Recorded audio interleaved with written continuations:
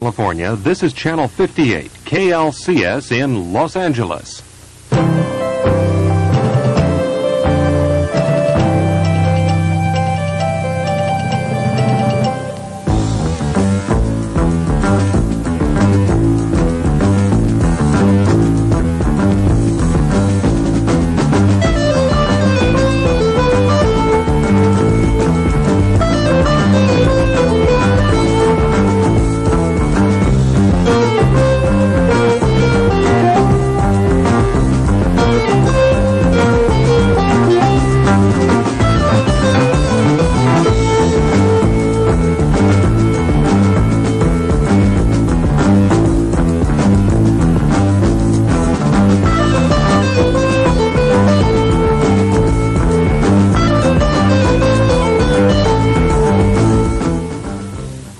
Welcome to Lesson 17 on Design for Driving.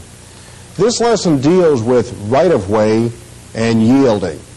So before we get into the lesson, let's take a look at our definitions. Right-of-way means the right to go first. The right to go first.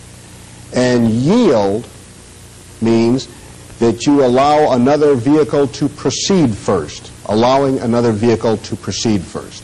Now, in right-of-way, there are a number of rules that lend themselves to this area and that we have to pay particular attention to. And Linda, will be starting out for us, won't you? Right. Let's take a look at our first rule.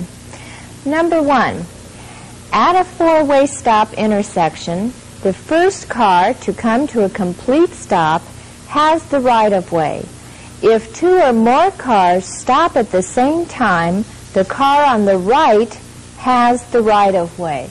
So this is a situation where we actually have a four-way stop sign at all four corners, and we have two or more vehicles who come to a complete stop at exactly the same time.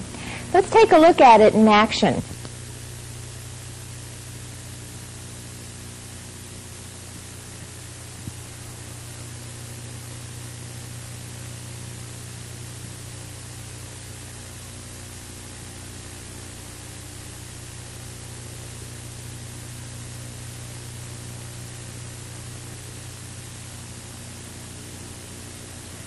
Okay, Linda, let's see how this works. Now, we're going to use these two vehicles, both at an intersection with stop signs, just as you described to us in the beginning.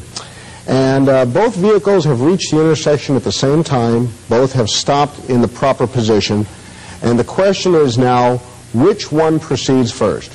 Well, the law is that the vehicle on the right proceeds first. Now, unfortunately, many drivers disregard this rule, but it's extremely important. If, for example, this vehicle starts to move, and of course this vehicle is on the right, and this vehicle has already begun to move, and there is a mid-intersection collision, the responsibility for the accident lies with this vehicle here. Now, let's take these back for just a moment and set up something a little different. The rule is that the vehicle that is on the right has the right-of-way to proceed. Now, some people would say, all right, this vehicle is on the right. And this driver might say, well, this vehicle is to my right, and that is correct.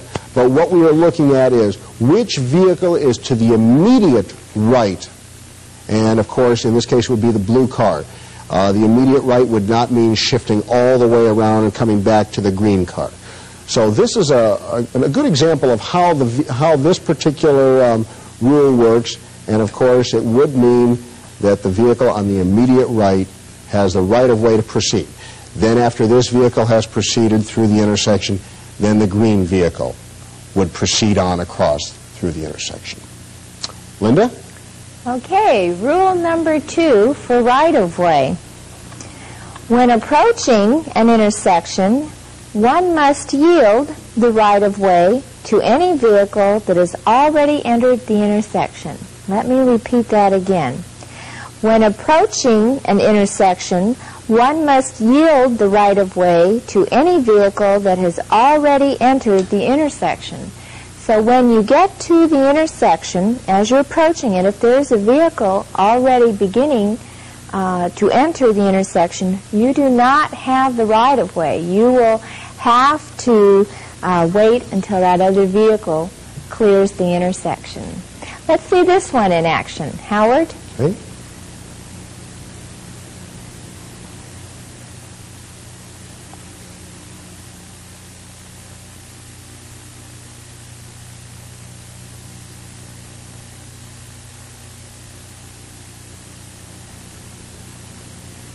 All right, Linda, now we're going to set the same situation without our stop signs. The blue vehicle has approached the intersection, and he notices that the green vehicle is already into the intersection.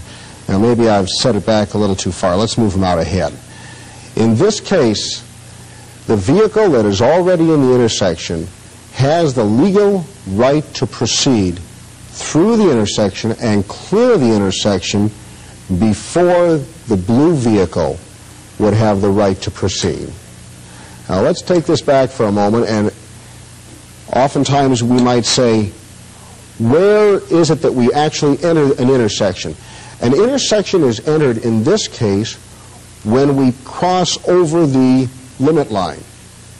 Now, understandably, both vehicles could be like that, but normally one vehicle will be slightly ahead of the other, either into the crosswalk or perhaps directly out into the intersection.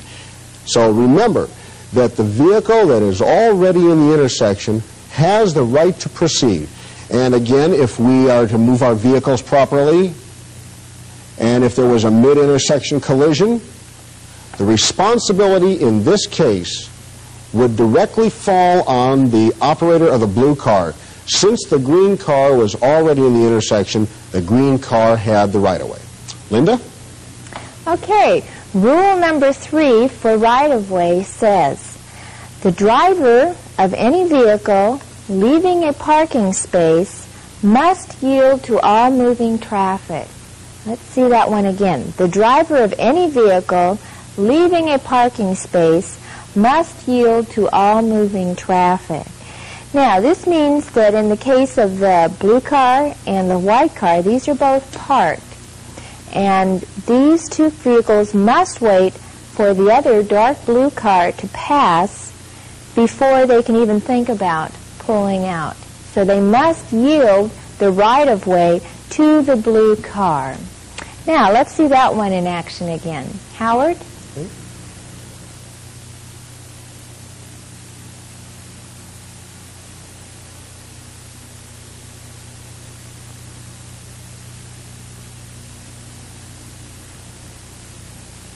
Now, the green car is in a horizontal parking space or parallel parked, and he decides he's now ready to move out into the flow of traffic. Again, we should remember those basic rules and check over our shoulders, signal, and go through the entire sequence that we normally go through. But you may not, under the law, interrupt the flow of oncoming traffic. You have, in this case, two vehicles proceeding in a straight line. You do not have the right of way. That is, you do not have the right to come in and interrupt the flow of oncoming traffic. One problem that we often run into is something of this particular nature. We have this vehicle that is almost parallel with the green vehicle, and we have another vehicle some distance behind. If this vehicle were to proceed on, and then the green car was to start out, and yet there was still oncoming traffic, this car here would have to yield until the flow of oncoming traffic was clear. Or, if this car was more than 200 feet away, 200 feet to the rear, then this car could pull out into the flow of oncoming traffic. Again, you do not have the right to interrupt the flow of oncoming traffic. And if we have a collision, the responsibility for the accident would fall on the operator of the car pulling out from the parking space. He may have done everything right, may have signaled, but yet he does not have the right to interrupt the flow of oncoming traffic. Linda? Okay, rule number 4 on right-of-way says, all emergency vehicles with lights flashing or sirens blaring have the right-of-way. Let's hear that one again. All emergency vehicles with lights flashing or sirens blaring have the right-of-way. This means we have the emergency vehicle here and it's got its siren going or its emergency lights going, the flashing red lights. Other traffic must pull over to the right of the road and let them by, or if there's no way you can pull over to the right, then you must stop and give it room to go around you. Now, let's see that one in action. Howard? Okay.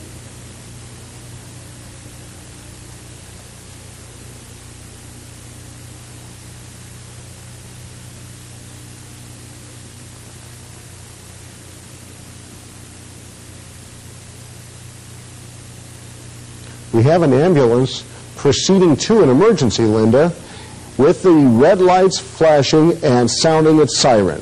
Now, even though the light is green for the traffic, and of course you'll notice it's green here, even though the light is green, these vehicles must give the right-of-way to the emergency vehicle that is proceeding to an emergency with its red lights flashing and its siren sounding. Now, again, as you said, you may not be able to pull far to the right. Notice we have a car that is parked. Now, what we should do is we should try to pull as far to the right as we possibly can, and as it's safe to do so, so as to give the emergency vehicle as much latitude as is possible and allow it to proceed to the emergency. We could, of course, have traffic that would be over here, and it might precipitate or might cause this vehicle to make a wide turn and come down through the center of the street. So this really presents a problem to traffic. Again, these vehicles do not have the right-of-way. Even though they have the light, they do not have the right-of-way because an emergency vehicle with its red lights flashing and sounding its siren has the right-of-way over all other vehicles, whether those vehicles have the signal or not. So keep in mind that this is one of the more basic concepts that drivers should recognize as far as right-of-way. Linda? Okay, rule number 5 of right-of-way says, when one driver reaches an intersection at the same time as another driver who is on a cross street, the driver on the right has the right-of-way. Let's hear that one again. When one driver reaches an intersection at the same time as another driver who is on a cross street, the driver on the right has the right-of-way.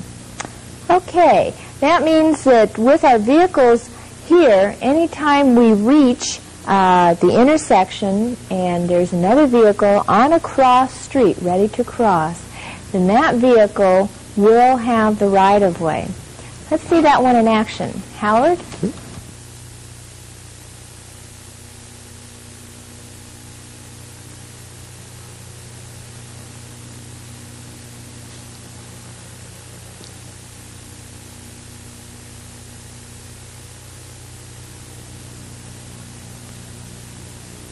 Linda, in this particular situation, we have a four-way intersection without controls, as you've mentioned. Now, we notice that this vehicle is already into the intersection. Both of these vehicles, who have approached from opposite directions, have reached the intersection at the same time and have reached the intersection at the same time. Now, which vehicle has the right to proceed? It, of course, would be the vehicle on the right. And again, we're speaking about the vehicle on the immediate right. Not going all the way around, but just on the immediate right. So after this vehicle clears the intersection, then this vehicle would have the right-of-way to proceed, to clear the intersection safely, and then this vehicle has the right-of-way to proceed. Now, if we take this back for just a moment and look at it, let's set something up like this. This vehicle clears the intersection, and this vehicle proceeds, and we get this problem, this situation. Again, the vehicle which would be responsible for the accident would be, they would deem the green car to be responsible, since he did not have the right-of-way to proceed over the blue vehicle. Again, it is the vehicle on the immediate right, and in this case, it was the blue car that had the right to proceed. A lot of people think that this is not a common incident, but there are many streets that have their four-way intersections that are uncontrolled. So this is something we should really consider, and it's extremely important as far as responsibility, and considering responsibility in the event of an accident. Linda? Okay, in regards to that last one, we often find those types of intersections in residential areas where you live, so you have to really watch out for those. Rule number 6 for right-of-way says, at a stop sign, a driver must come to a complete stop and yield the right-of-way to vehicles already on the street. One must not enter the street until there is a safe opening in traffic. This means that any time you come to a stop sign, of course, you are required by law to make that full complete stop and wait for traffic to clear on the cross street. Now let's see that one again. At a stop sign, a driver must come to a complete stop and yield the right-of-way to vehicles already on the street. One must not enter the street until there is a safe opening in traffic. Let's see that one on the board. Howard? Okay, Linda.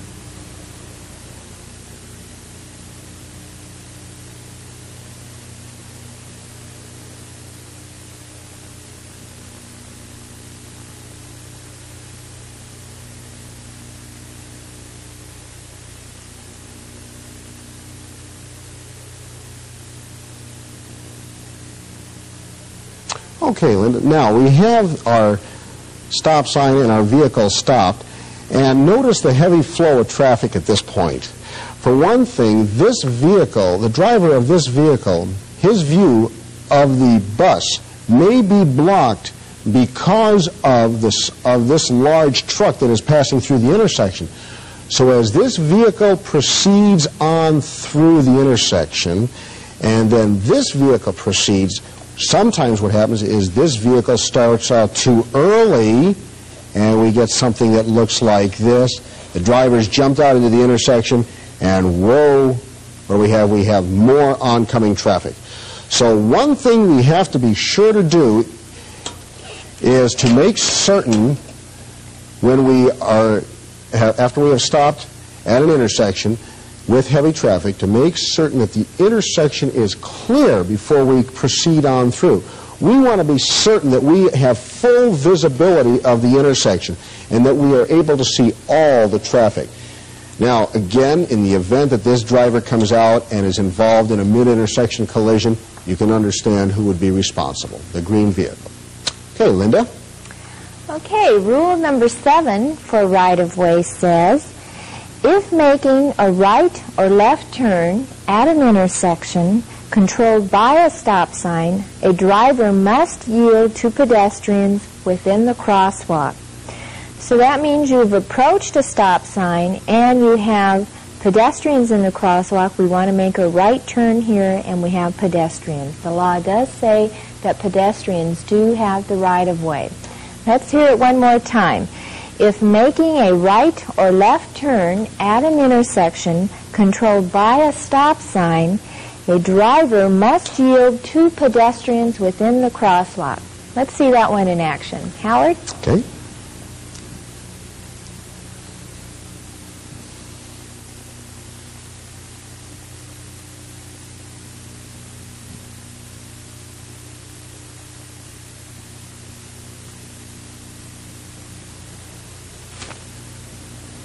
Linda, one of the most dangerous situations is that which you have just mentioned, with the pedestrians in a crosswalk. Notice our vehicles, again, their position. We have an intersection with a stop sign. We have our green vehicle that has come up to the crosswalk. He notices the pedestrian already in the crosswalk. Perhaps, and this oftentimes happens, just perhaps, he doesn't recognize the pedestrian who has just left the sidewalk, legally left the sidewalk and entered the crosswalk. Now, if, for example, he were going to turn right, and let's say his attention were focused someplace other than in this area where it should be, and starts out and makes contact with the pedestrian, this situation really is very dangerous, not only for the pedestrian but also for the driver. And the same thing applies when making the left turn. We want to make certain that the pedestrians have cleared the crosswalk before we proceed with our turn, whether it be our left turn or, as we saw earlier, the right turn. Linda? Okay, rule number 8 states a vehicle about to make a left turn at an intersection must yield the right-of-way to any vehicle approaching the intersection from the opposite direction. Let's see that one again. A vehicle about to make a left turn at an intersection must yield the right-of-way to any vehicle approaching the intersection from the opposite direction. Now, this is one that new students often get confused with, and I've often had them ask me, do I have to wait for all the other traffic, or they're not sure if they should go or not. On a left turn, remember, you want to move out into the intersection, wait for all oncoming traffic to clear, and then you can proceed. Let's see that one on the board.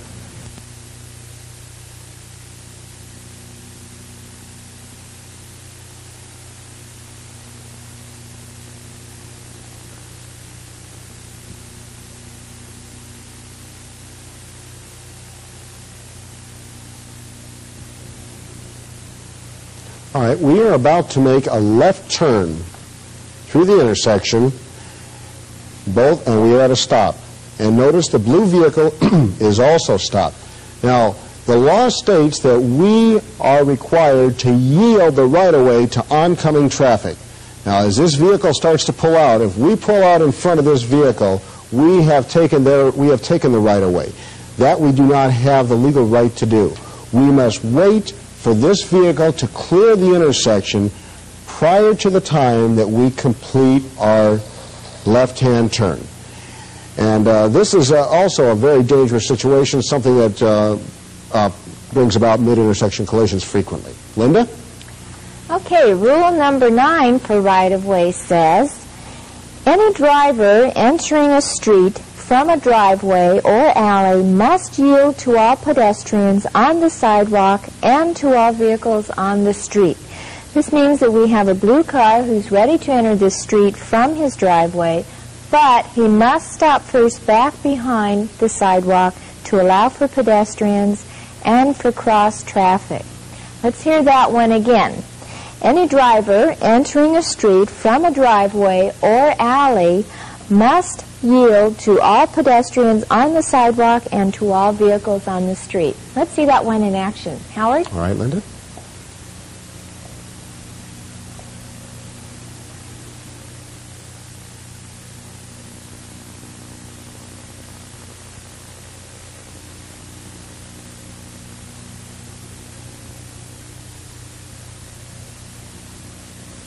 All right, now in this representation, we are going to have our vehicle want to pull into the driveway of our friend's house.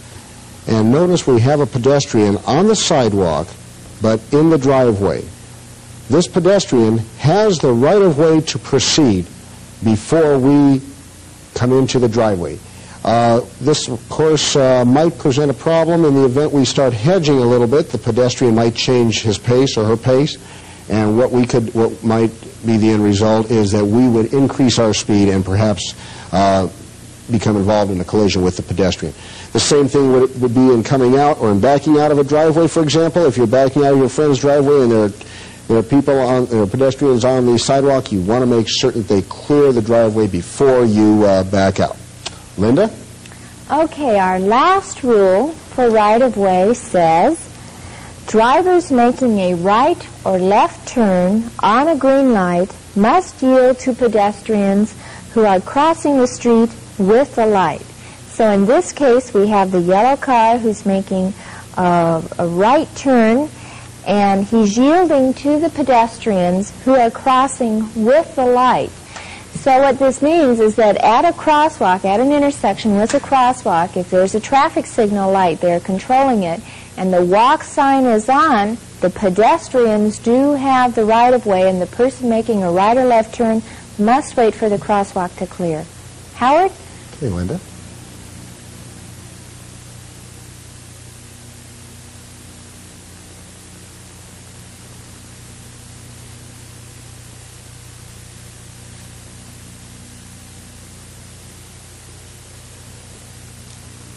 We have the pedestrians crossing the street, notice, with the green light. This driver may believe that he has the right-of-way because he has the green light. But as you said, Linda, he must wait until the pedestrians have cleared the intersection completely. And many people say, but there's no crosswalk. A crosswalk exists at an intersection whether the lines are painted on the ground or not. So again, the driver would want to wait until the pedestrians clear the intersection and then make his right turn. Hey, Linda? Okay, now, if you'd like to have a review of all of these 10 rules, you may want to look in your California Driver's Handbook, and there is a couple pages on right-of-way, and they will go over the same rules that we've just talked about here. Also in the handbook, it states that a driver may never insist on taking the right-of-way. He must wait until somebody yields their right-of-way to him. Okay, Howard, I have a question for you. All right. What would happen if you had a controlled intersection and all 4 cars reached that intersection at exactly the same time? Who has the right-of-way in that situation? That's a question that I've been asked many times in class, Linda.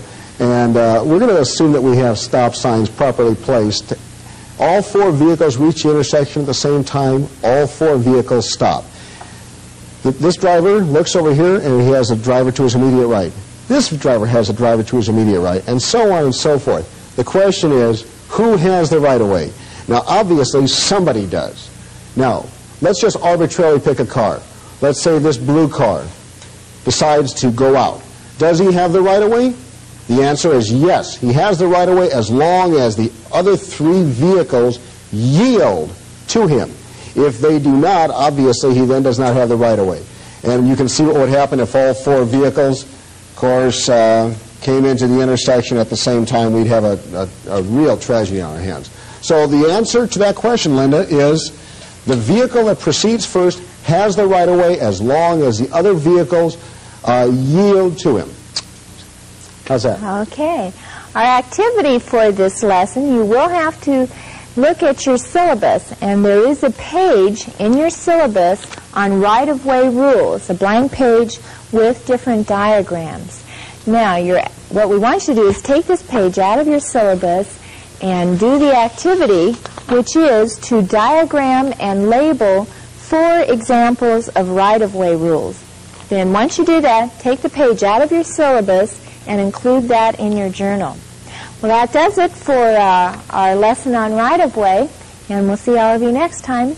Goodbye. Bye.